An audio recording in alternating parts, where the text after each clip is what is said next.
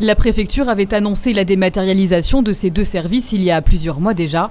Pourtant, les usagers sont encore nombreux à se rendre sur place et semblent éprouver quelques difficultés à se faire au nouveau système. C'est pas une bonne démarche parce que si on n'a pas Internet, là on est dans le baba. Bon, quoi qu'il y a cyberbasé et tout, mais il faut avoir le temps, il faut savoir le faire. Et si on n'a pas quelqu'un pour vous aider, on ne peut rien faire. Ça me gêne un peu, puisque je suis sorti de loin et pour venir ici pour rien.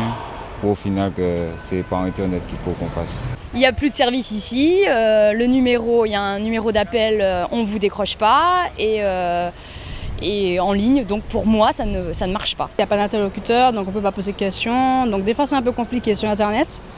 Mais bon, si c'est simple, ça peut être mieux. Tous les interlocuteurs n'ont pourtant pas disparu. Pour aiguiller les usagers et les accompagner dans leur démarche, la préfecture a mis en place un point d'accueil numérique à Fort-de-France, mais aussi en sous-préfecture au Marin et à Trinité.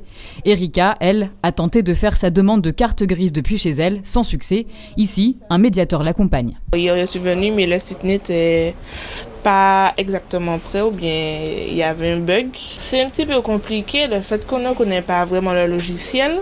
Je pense pour certaines personnes âgées, ça va être un petit peu plus dur.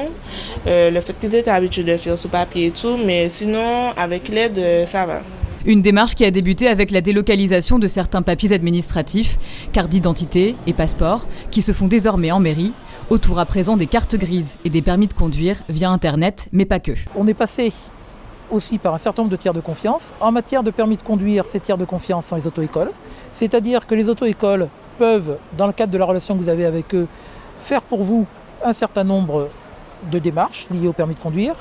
Mais les tiers de confiance sont aussi les professionnels de l'automobile et notamment les concessionnaires, les garagistes. Les auto-écoles, nous en avons de l'ordre de 130 agréés et les professionnels de l'automobile, 140 pour la Martinique. Ce changement radical, c'est le ministère de l'Intérieur qui l'a instauré afin de moderniser certains services et répondre également à des problématiques bien précises. C'est aussi un plan qui vise à recentrer l'action du ministère de l'Intérieur. On entend beaucoup parler de terrorisme, de protection des populations.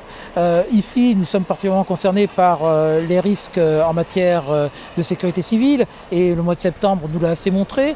Et donc le ministère de l'Intérieur profite aussi de cette modernisation pour réallouer ses moyens.